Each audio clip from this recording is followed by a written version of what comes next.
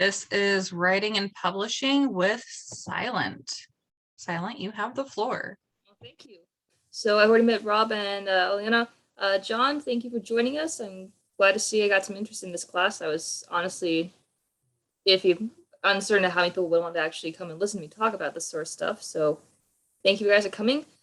John, I already know what everyone else is interested in regards to writing process. Are you looking more for learning to develop your writing stuff, or are you more into the publishing aspect of things? I want to be able to cater this conversation based upon people's needs over just me talking about myself the entire time. All right, you're looking to publishing. So cool, a lot of you guys are into publishing. That makes things a lot easier. All I really have to say with the writing portion, which does go along to the publishing, is the number one thing that editors and publishers are really going to be looking for if you want to go through the traditional route, and something that your readers are also going to be looking at, is how many holes they can just punch into your story to sink that ship. That's how I always look at that. Readers are just going to always nitpick and try to find the tiniest little things that go like, well, there's a flaw to your story. The movie Edge of Tomorrow is my favorite example, where the entire thing just completely goes away from the previous stuff they had when he finally comes back to life with all the aliens dead, despite him getting infected with the alien blood. I forget if it was a save point one or the actual hard database one, which either case I feel as though the aliens should have come back to life with him. Big rant, but basically you start to see that, they made it a happy ending for the sake of happy ending, and just ignoring everything that they had to build up in lore and plot points. And that's something that's always going to be things that readers are going to look forward to, as well as, again, anybody who does the work with you. And if those holes are available to just be, nitpicked and plucked at and festered, you're going to have a hard time trying to recover from that long term. So always try to find the flaws to anything based upon your story, and find an answer to that first before you start trying to make a whole story based off it. Because if your premise is flawed, it is sort of up creek without a paddle. So with the publishing side, there are two aspects of it, two routes that people tend to go. The traditional route, which is where you go to a big publishing house or a small publishing house, you send them your manuscript, you write a synopsis saying what the whole point of your story is for, usually the first 3 chapters of your book, and author bio. You're just trying to sell yourself to that company, so that way they may offer you a contract.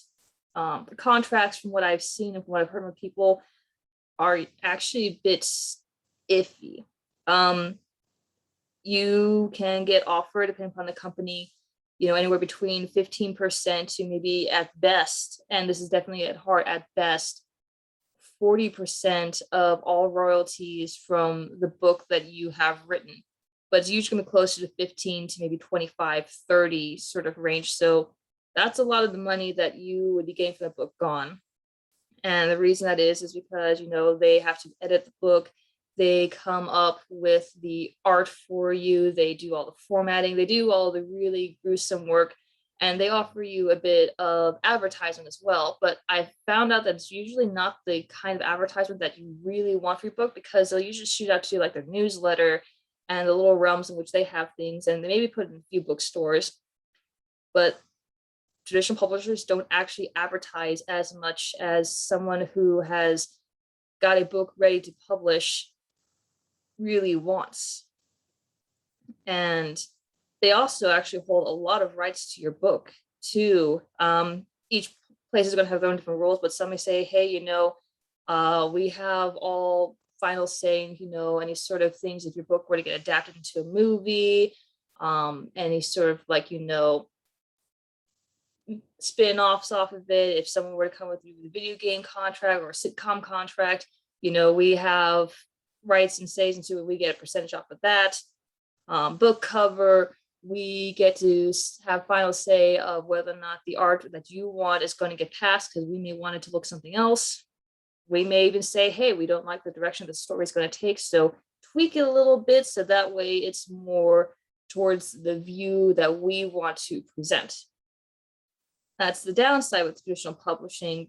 But if they like your book well enough, they may front you like 10, 15, maybe $50,000 upfront if they think it's going to sell really well. But that's usually for someone who's already got a bit of a following. If they have some sort of social media, if they see that there's a market for it. And when they do that, here's a trick. The royalties that you would get, you don't actually see them until the however much upfront deposit you've gotten has been met. So you're basically just getting an advancement on their expected projected royalties for you. So that's sort of the hidden bits of traditional publishing you just really don't see. And if you don't have any money, if you are completely clueless or you just don't want to put in the time and effort of trying to do everything yourself, then traditional publishing is probably going to be the best route for you if you're actually interested in getting your book pushed out there into the world. For those who are looking to the route of self-publishing, I have joined a few Facebook groups. I have talked to people here and there. Biggest way to self-publish definitely seems to be Amazon. There are people who like to go to like Goodreads and a few other websites where they can post bits of their books and gain some followers and some money that way. But that can actually be very tricky and potentially dangerous to your rights. You have to read the fine print very carefully because some of the stuff could be like, yeah, I can post your work here, but it's not copyright protected, which means anybody could go up to your website, see your half-written novel, and then, take that first half of it and then write out the second half of it much faster than you and actually get it published. And, your story has just been at least halfway stolen. What are you going to do about it? So unless if you have some sort of like privatized means of keeping your book protected, I don't really recommend trying to post snippets online here and there to get feedback from people. I actually did a bit of a Patreon myself, so I knew who was seeing the full contents of my chapters that I was releasing month by month base in exchange for currency. And, it's sort of like one of the sort of agreements, unspoken agreements of, hey, you're paying to read my content. So, don't go ripping it off and posting it everywhere else for people to see.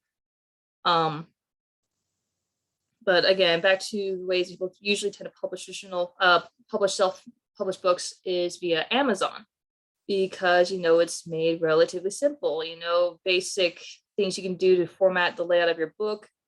You could just write up anything, put down any title you want. It will be posted up there within a few hours, maybe a few days, depending upon the size and what sort of thing you're doing along with Amazon.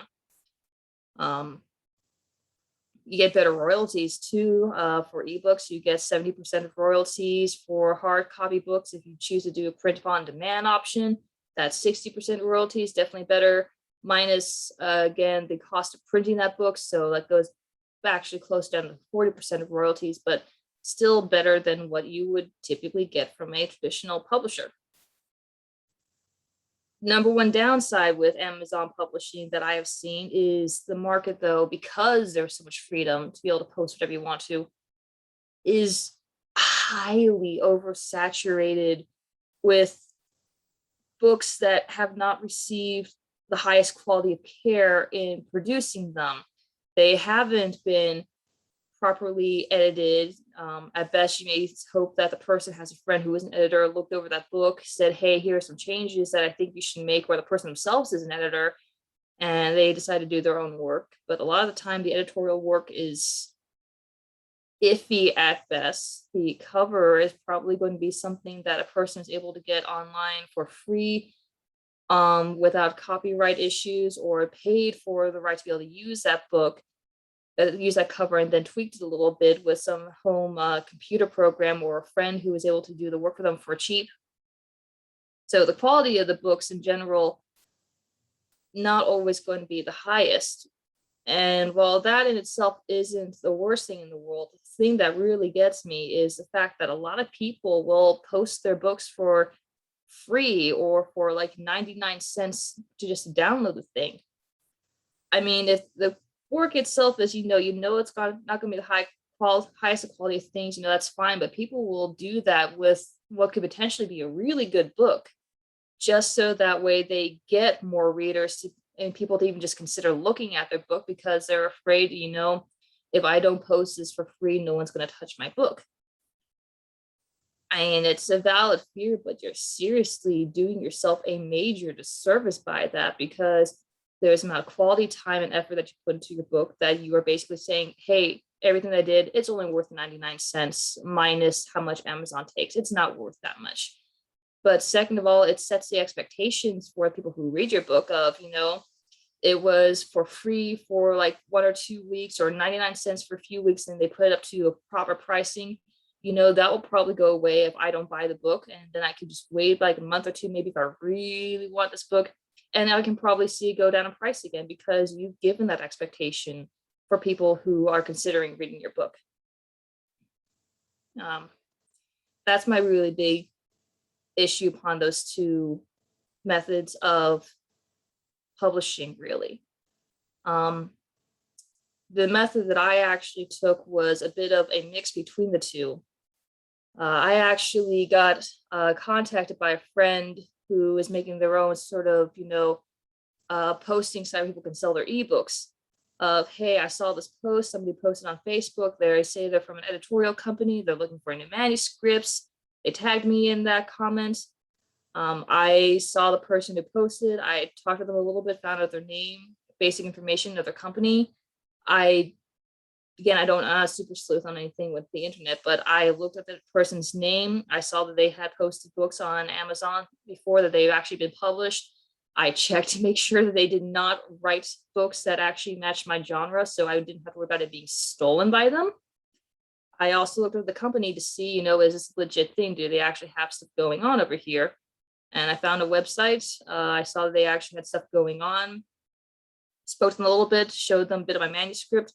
They said, hey, we love this. We'd like to edit this for you and potentially publish it pro bono because we are a brand new company and we're looking to build up our portfolio so other people will consider using us.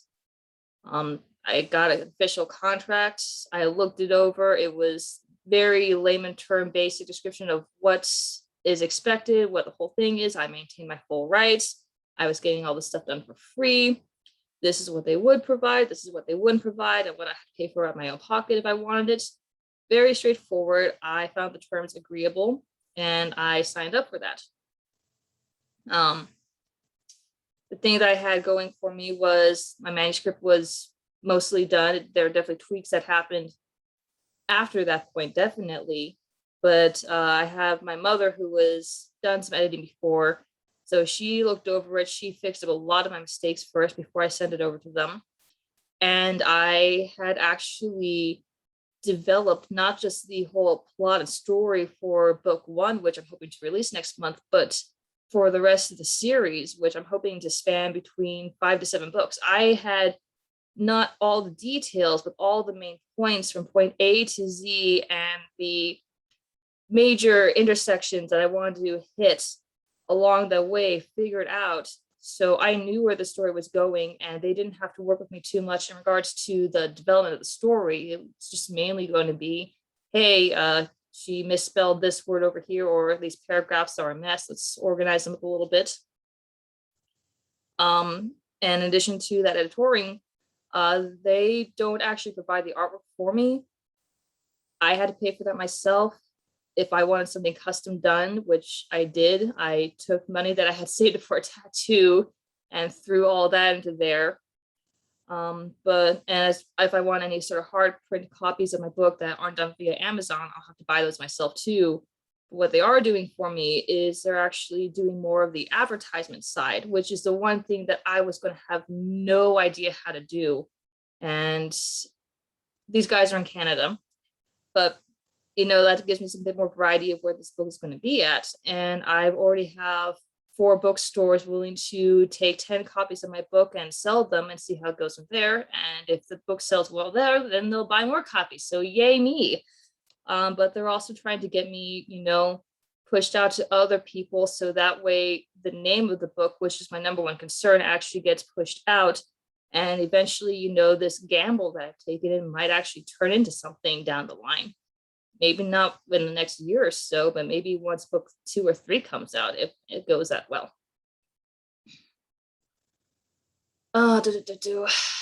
Um, last thing I can really say upon the subject without asking you guys questions about what you want to know is that if you're trying to get published and to potentially make a career out of writing, not just doing it as a habit, as a hobby of, I did an autobiography for myself and I wanted to share with the world. If you're going to do that, then just doing the basic self-publishing, the basic simple cover, basic editing, 99-cent pricing on Amazon, that is perfectly fine. But anybody else who aspires higher than that is honestly a gambler.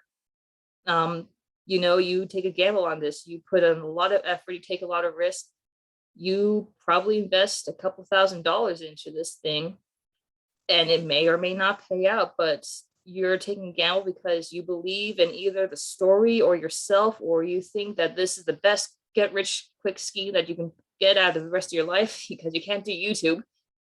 And only a few people like J.K. Rowling, I'm something on names, Stephen King, guy who wrote The Hobbit, Lord of the Rings, I'm blanking on his name for some reason.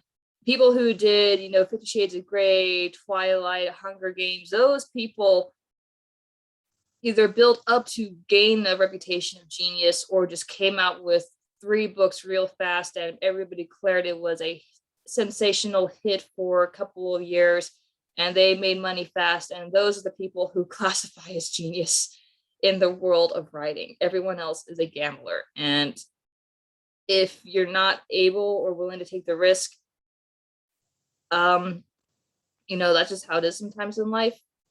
And you probably look more towards the writing for your own pleasure and more of a hobby sort of thing than an actual career.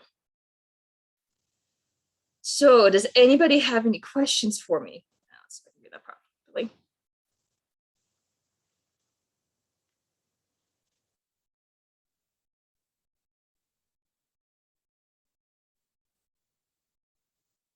Any questions at all?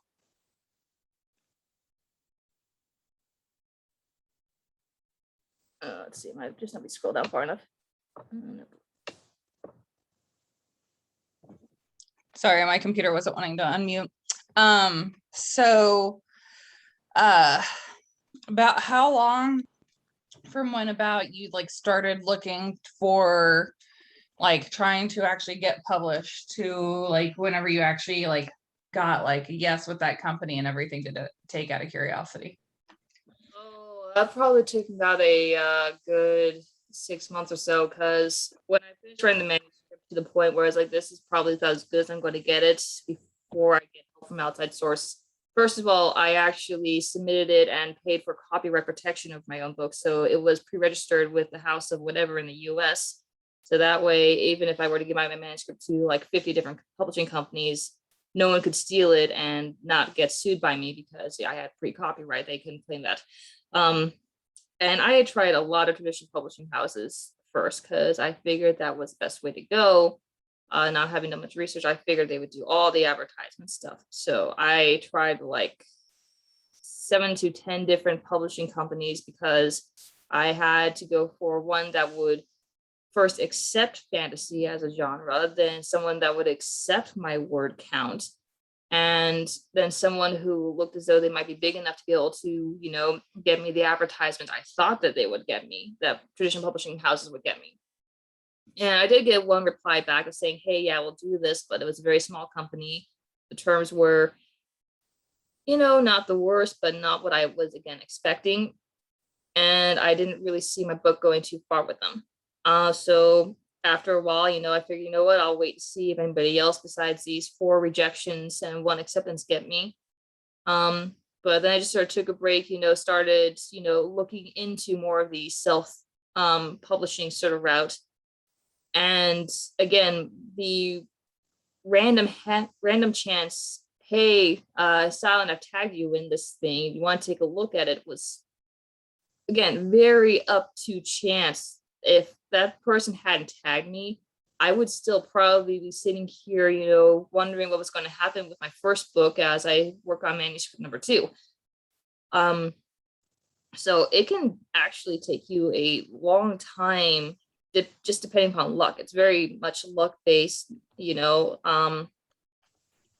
If you're trying to go with a traditional publisher, because they could have a backlog all the way till next year before they start accepting new books, just because everybody was, you know, trying to get things published during the year 2020, because what else was there to do but to write or sit in front of TV all day? So timing definitely had a thing to do with it. And again, of course, people were mostly teleworking. They couldn't actually do things. Yeah. Who knows? Sorry. Look in the next year or so with Corona back up making spikes. So publishing could take a lot less time, in about a year or so, depending on who you want to go with.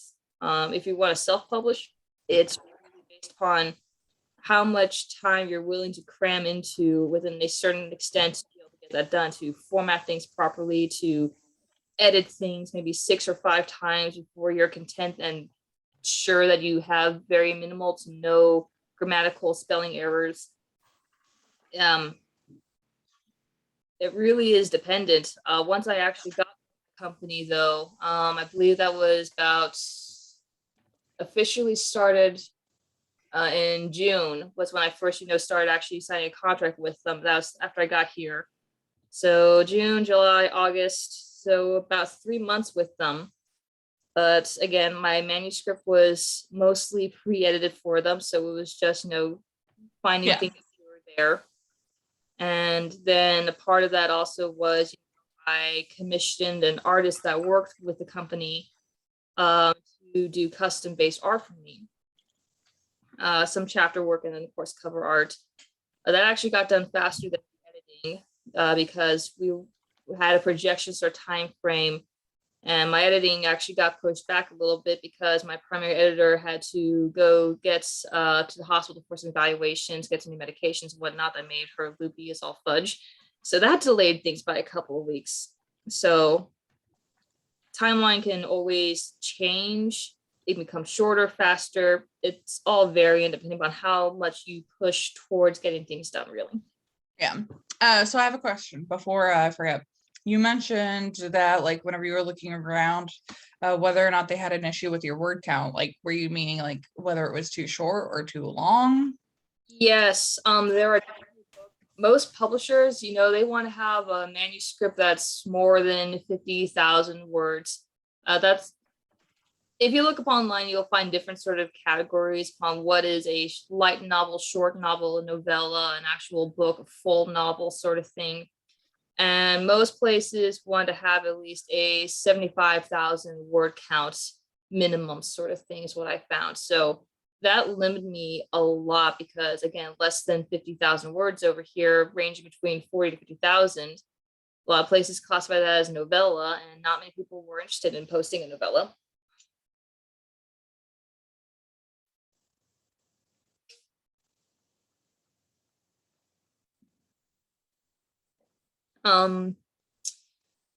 So I guess things that you can do for those who are interested in publishing but want to do for more of the self-published stuff. People like to do things via Facebook if they can, you know, make their own little Facebook page for the stuff, post things. I don't like doing much social interaction stuff on media, so that was a bit of a tricky one for me to get into habit. I'm still developing those skills. People who tweet will do things like that. Instagram for, you know, posting like, hey, update up on my things, new chapter done, so on and so forth. One thing that I did that, again, cost me money to do was I actually made a website for my book now that I'm actually getting close to the release thing. And I built a thing from scratch. It was Is that the one that you posted in the ANS showcase? Yes. I was wondering what that was. Yes. I did it with Wix. I spent hours watching YouTube videos for building a website with Wix beginners, e-commerce sort of thing. Played around with the designs, the text, the layout, the format, the images. Oof, that was stress-inducing to say the least, as Nearing can contend to, as I was pulling hair out over that and drinking copious amounts of alcohol to put up with a headache. But don't follow my poor example unless if you drink alcohol normally. Don't let my habits influence you.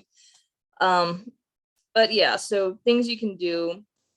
I'm hoping that the website will be useful because I see it as investments of this is where I can post my books. I can sell them myself directly that way and not have to deal with, Amazon going like, we want X percentage of royalties for having your book posted on here. It cuts out the middleman a little bit. It also gives my book and its series a home down the line for when I do have more than one book. And, if I ever come to the point where it's like, yeah, I got some extra money I can throw around, let's invest in merch because I believe in this book that much. I am going to sell merch. I will sell, prints of the chapter art that I own rights to because I bought them off of my artist. I have a friend over here who did a chibi-based plague doctor. Here, there's this company over here that does keychains for cheap. Let's order 1,000 of those and let's try to sell them myself. Yeah. Again, those are things you can do.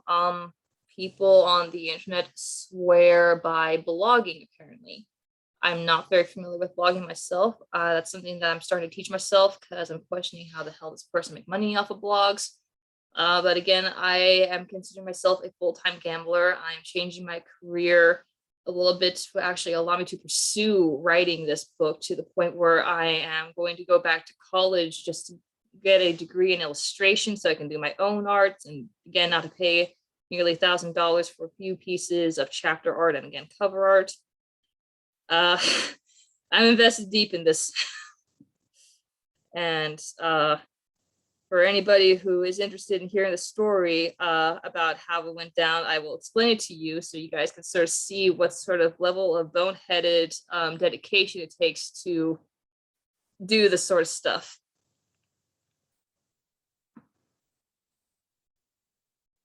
If not, though, I will go back to answering questions.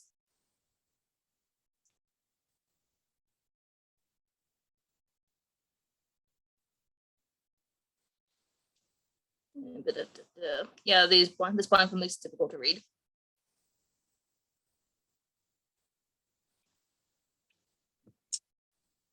I think maybe going over it at the end and everything, if we have enough time, would be a good idea. But since we are recording this and everything for others who can't be here right now, maybe a good part to go into is like the writing process. Okay, the writing process. Or any attempts you have for either the writing process or the publishing either. Okay, well, I mostly spoke about my piece about the publishing, having more specific questions. For writing, a lot of people I've seen post questions on the internet of how do I do this? How do I come up with a theme with a story? What should I do for a title? What should I do for inspiration? Do you guys think that this idea of vampires and werewolves doing thing is good? If you yourself aren't confident within your own idea in the first place or believe in it enough, you're going to have issues with writing because you need to believe in the idea, first of all. You need to believe in the idea well enough to be able to come up with a story for it, be it original in your eyes or not. You have to have some reason to write that book. Even if it's been written 1,000 times with a different twist upon it, you need to have that reason. Because that reason alone is going to get you to sit down in front of the computer, regardless upon how things turn out. Everyone has different writing habits. If you look upon online, you can go search, like top 5 famous writers, schedule sort of thing. Like one person had this whole thing of waking up at like 4 o'clock in the morning, going for a run, have breakfast, write, go outside for half an hour, and then do other things. One person had this habit of take care of everything in the morning and then just lock themselves in an isolated room that they rented that was separate from the house and just write for 7 hours straight.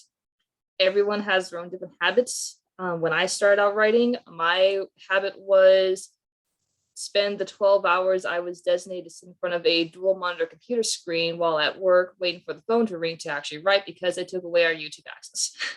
And I didn't have much else to do while that phone never rang. So I just started writing. I had previously done some writing before, again, working long weekends, not much else to do. But when you're on night shift for 12 hours and nothing's going on, it's either the TV or being productive. I chose being productive, and I would just spend, a couple of hours here and there writing as best I can until I felt too fatigued to where it's like, you know what, I'm not going to produce anything else good. Now, though my job has changed a bit, so I am not waiting to answer phone calls, I'm actually teaching people. So with that, my writing habits again had to change to where I had some reason to go sit down in front of the computer to ignore Nerian for a few hours, which makes him very sad. And, just sit down and write or focus upon working on my website, re-editing stuff. But really the trick is to just find the best kind of habits that suit you. If you're an early morning person and the rest of the house is going to be asleep, and those are the only few hours you're going to get to yourself, take that advantage right during there. If your significant other, works an extra 2-3 hours than you do, take the time to write then, put the chores off to the side if you have to, but don't go neglecting any sort of life necessity sort of stuff. And just really sit down and write. Plotting, though, is also going to be a really important thing to do, because you can sit down and write whatever, but if you don't know where your story is going to go first, you're going to lose yourself down the line eventually. That's something that a lot of people say that they have issues with, is figuring out where the story is going to go next. I actually pretty much figured out everything, again, from point A to Z before I even took up a pencil for this sort of thing. I came up with the theme of the story. I came up with a character. I figured out all this little nitty gritty of why does this go that way? Why is this the case? What's the answers for this? I had those answers down. I knew where I wanted the book to end. And a lot of my theories and conception base actually happens while I'm laying in bed trying to sleep, which doesn't work. And I end up staying up like 2-3 hours later than I meant to, just thinking about my world and just doing world building stuff and answering questions in my mind. So you need to at least have that somewhere, be it in your head or written down upon a board someplace, whatever, again, works best for you. So that way you have that roadmap of where you're going to go. So that way, when you get stuck at some point, you at least can try to figure out, hey, this is where I'm at in my book. This is where I want to end. And because I know this is how I want this next portion to go to, I can eliminate 5 of my 7 ideas I have how to progress things next, because that will take me off that path and I can save those for later. So really having that idea down is going to be very helpful. And even if you're writing something that you love, there are definitely going to be times where you get stuck at a point, either because the content to your mind is just dull, or you really hate this character, but you have to focus upon them for a little bit before you can get back to the good stuff. And you just sort of got to find a way to push that through.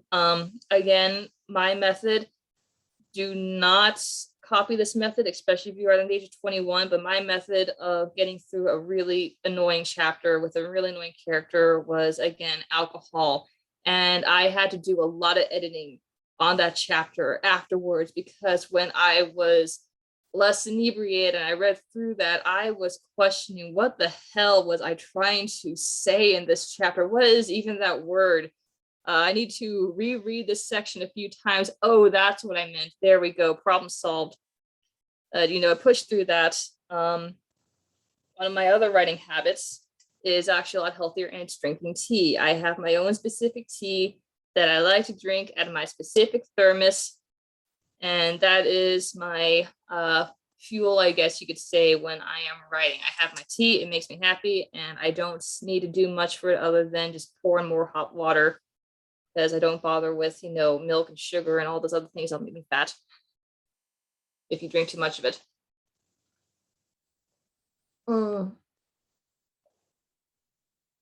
So, inspiration can really come from anywhere, because that's also the part of the writing process, is coming with inspiration. It could be a life experience. It could just be a random thought concept that you have when you're observing the world, and you feel like, that's an interesting idea. And you take a bit further and take it further. And at some point you go down the line, so, I should share this with someone, not just one person. I should share with as many people as possible. Some people experience their book like autobiography, to where, they've done all these things, and so they want to share with the world. Other people just, daydream half the time, and they write those down, and eventually something in that turns into a story that they want to share with people. So there are definitely a lot of ways to go about getting your resource material. Again, usually experience is the best thing to go along with. I know there are a lot of creative writing classes where they just say, write where your mind takes you. I haven't really done those myself, and I'm not going to knock against writing classes. It's just not one of those things that's for me. For me, I myself am more of a semi-method writer. I have experienced a good portions of the things. I've taken time to walk in the shoes of my main character to understand how they would feel and how they would react to things that would be different from me. But then I take those experiences, I tweak them to fit the situation. I don't write them out exactly as they happen, because that just isn't going to work, but I use those to give my story a sense of realism. And the things that I don't know, I refer to others, or I just do a lot of research as best I can, looking up YouTube videos of, hey, how would this happen? How would an appendicitis surgery go? Watching all the gory, bloody little details upon that, so that way I can make sure I have the right terminology of which part would they actually separate. There's a lot of research that tends to go along into this if you're trying to make it realistic. That's going to take, again, time, dedication, and will result in a very interesting search history. But experiences are definitely some of the better things to draw upon with if you want to give your world a sense of realism. Tolkien, he created his own freaking language for just about all the different races that people still use today. That's how in-depth he was with his story. That was how his process went to make things as realistic as possible for him in that world. Of course, you can always gloss over certain things that, people take for mundane, everyday sort of stuff, or concepts that are so widespread, even if they're fictional, people can easily accept it as truth, or accept your variation that plays off of it as truth.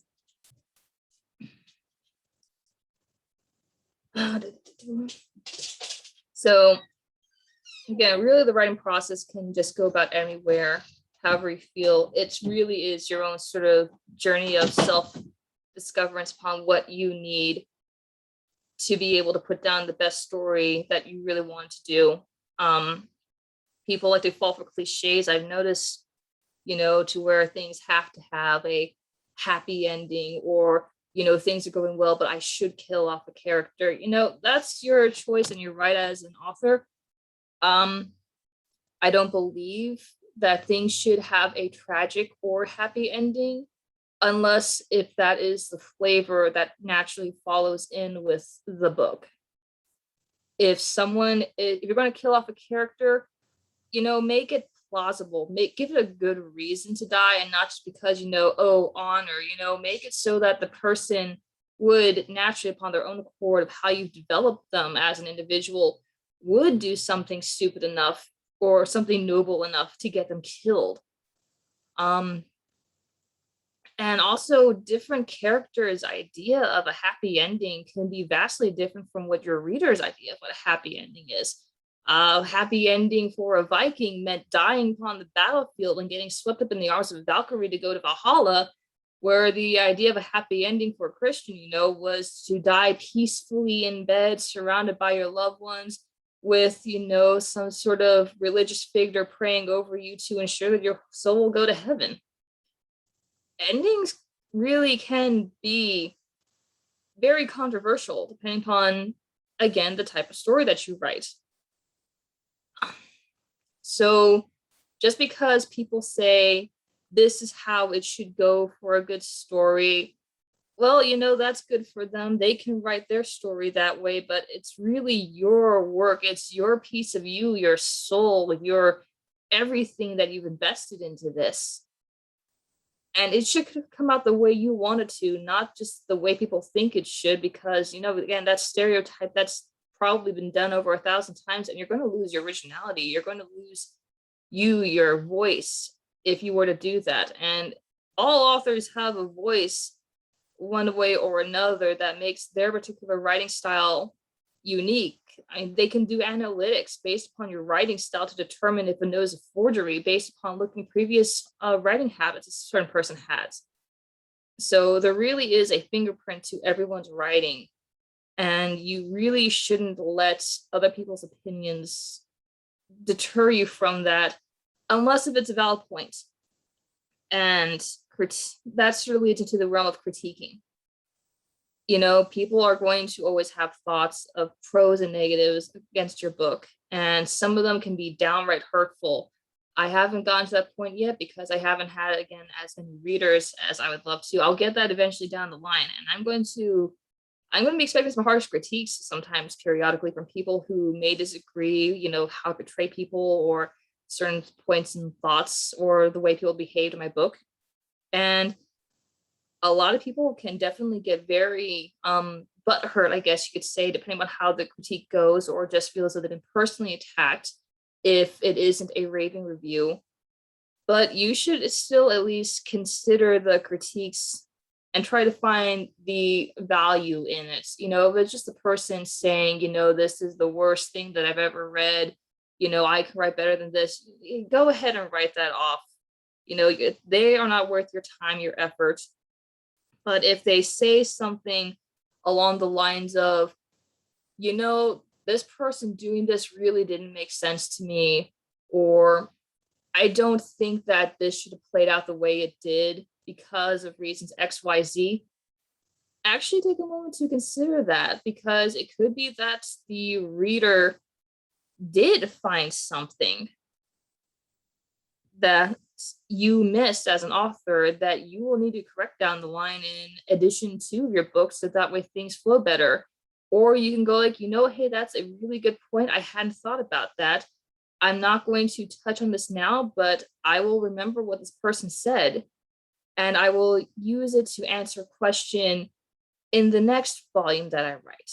So critiques, good or bad, can actually be very positive. In fact, I would say that bad critiques, negative critiques upon your work can actually be a lot more beneficial than good critiques, because all those generally tend to say is, I love what you did. Oh my God, this is fantastic. They don't very much offer you an opportunity to grow and to challenge your ideas and ways of thinking. So Ayana, did you have something you wanted to ask or comment on? Oh, you were saying that you didn't have many people to be able to read your book. So I was like, I volunteer as tribute. Okay, well, you can purchase my book off my website or probably via Amazon in the next couple of weeks. Yeah. Unfortunately, this is not a charity case now that I've come to this close to publishing. Oh, yeah. No. I'm of the solid belief of, friends and stuff like that. You don't sit there and you ask them for stuff that they spent their hard time working for. You pay them for it. Yeah, especially when you've invested close to $2,000 into this thing, and I need to make that money back for me to work on it. So what I'm hearing is whenever it finally releases, you need to post it to the Kingdom page and be like, yo, come read my book. Yeah. Why do you think I put in my website as an ANS entry? I like it. It's smart. Yes. So we're getting close to the end of this. Does anybody have any questions about anything else you'd like me to answer? Or anything else I can share with you guys? Rob, did you have any questions? Rob doesn't. I know John said he was kind of more interested in like the publishing aspect, which you kind of covered mostly. Did you have any tips for like the publishing aspect or anything that you didn't quite think of? Whether it's self or traditional or whatever. So for, again, the whole, if you're going to go for self-publishing, talk to people.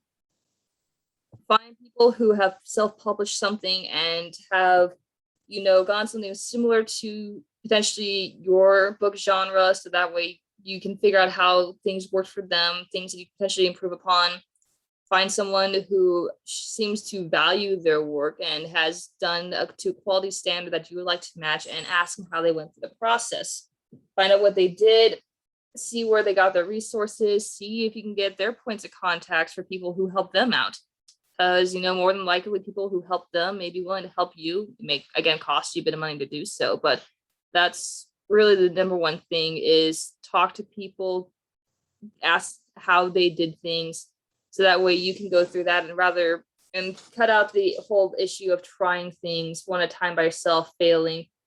It just saves you time and effort and heartache if you can cut out the process of failure and just go straight to, this is what has worked for other people.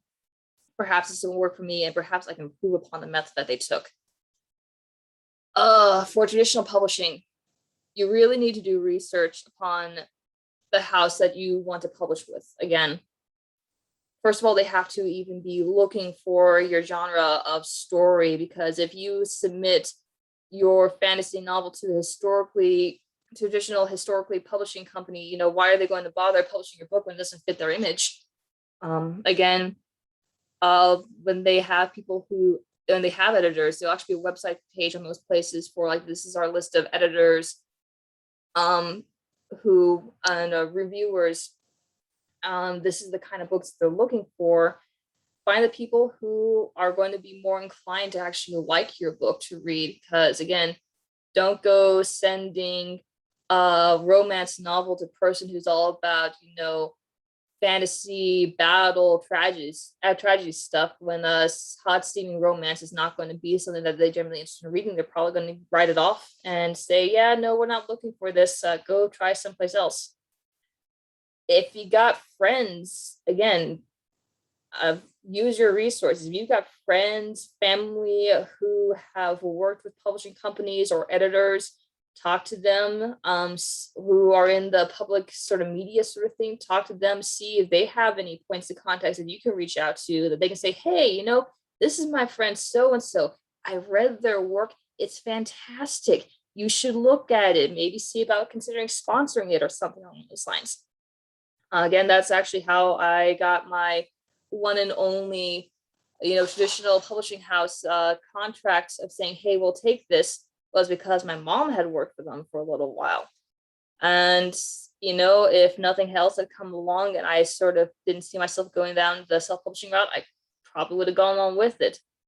Yeah, don't ignore the resources that you have. Even if it's from asking someone who you don't really like as much, you know, if the book is worth it, if the story is worth it, you'll suck it up and you will put up with a lot of things, and you would do a lot of things that you normally wouldn't push yourself to do, just again for the sake of your story and getting out there.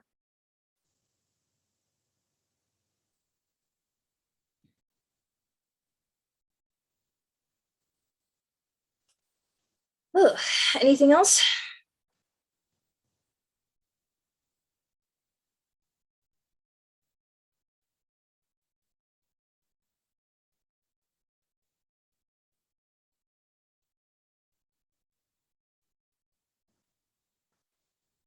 Okay, we're at the 10-minute point, so unless we have any other questions, if you guys like and get a bit more into personalize into how I got my story a little bit, you know, how I came with things, my sort of personal experience, if you guys need the sort of examples or, you know, sort of things that could be a potential motivator. I mean, if nothing else, it might like spark either like a question in one of us or even something in you like we're like, oh yeah, by the way, do this or don't do this. Okay then. So the inspiration for my book is the freaking plague doctor that I role play here. And when I go to court events. That freaking mindlessly stupid plague doctor was the inspiration. And it was a very roundabout way. Because I had posted on online roleplay forums writing stuff that actually had, like ways that you can design and personalize your avatar. And there was a really cool bird's mask. And I was like, you know what? When I go to Amtgard, I'm going to roleplay that character, which derived my current username and whatnot. And I'm going to get that mask, and I'm going to dress up all fancy and look badass and awesome. Well, I got the plague doctor mask. Turns out no one can understand a freaking thing that you are saying when you have the glasses in there and you have very little ventilations. No one can understand what you're saying. And that means you can't really do spells, right? You can't use any of your abilities. You can't do anything except for, swing your weapon and pray that you hit someone and kill them without using anything. Because, again, per the rules, people have to understand you from minimum of 10 feet away. Can't do that with a mask on. So I had to figure out a justification for why this plague doctor, who I've decided will just act derpy and not follow along the lines of the battle game because I can't do anything properly for the battle game, as to why they can't do magic despite being in Amtgard, where we do nothing but use magic or our abilities. And I had to really change my way of thinking around because, traditionally people tend to think the lines of, this character is insane, ergo they can't use magic because they just mentally aren't capable of doing it. And their insanity causes them their speech issues, and their speech issues is why they can't do magic. Sometimes all it really takes to come up with an idea and story is to just change the order upon which you think. Again, I was going down the typical thought of characters insane, they can't speak, that's why they can't use magic. But after some tweaking around, I took why does it have to be that way? Why can't it be that magic is the reason that they went insane and is therefore the reason they can't use magic? And I just took that idea and ran with it. I had to answer, okay, well, that's a cool concept, but what sort of world in Amtgard does this, and why is it only this character? I was like, oh, well, that's easy. I'll just pretend this is a completely different world, and my roleplay character just pops in for a visit. Anything that happens to them in that world doesn't affect Amtgard world. Cool, that issue is resolved. But now I got a world build. I got to come up with a world in which magic causes people to go insane. Well, how do I justify that? Well, think back into the whole history sort of thing where people, were persecuted because they viewed magic as being evil, and so they'd execute them. It's like, okay, cool. So then why aren't they executing my roleplay character if they're insane and they're corrupted with this thing that's evil, And it's like, well, what if it's like, back in Italy during the time of the Great Plague, the bubonic plague, they actually had people who survived the Black Death, because once you caught the Black Death once, you couldn't catch it again. And so those people would actually go into the sick houses and care for the people still suffering through the Black Plague. And that actually increased the survival rate of patients by a long shot. So I was like, okay, people who are insane, necessary evil for this world. And really, that's something that you can go along with. Just writing can really just change based upon, your way of thinking. If you change the way you think and, look at things from a different perspective, that can really be all it takes for you to come up with a really cool concept that you think is worthwhile of sharing to the world. So I guess that's one of the big things that you can really do as an author is not take things for face value. you know, question what is considered the norm and regular expectations for things.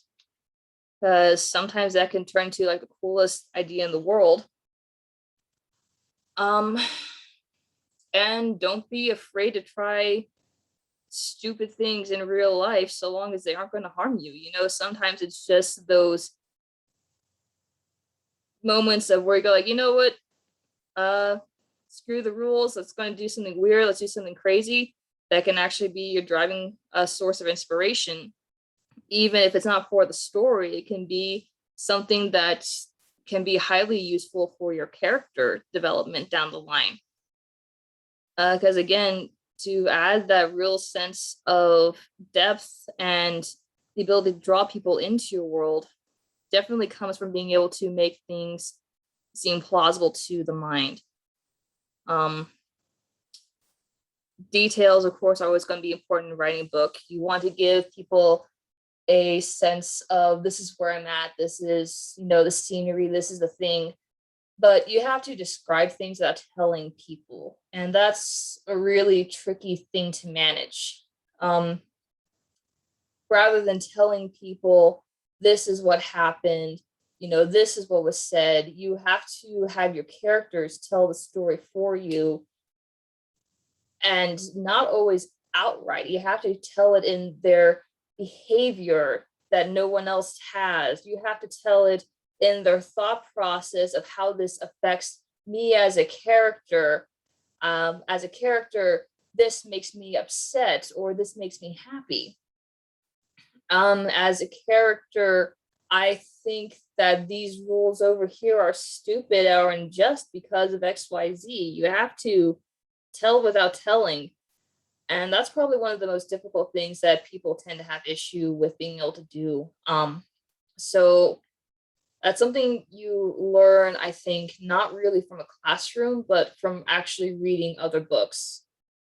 And again, not just every book off of the corner, but books that really inspire you or books that you just really enjoy listening to. Ender's Game and Speaker for the Dead are two books that I have listened to over and over again via Audible.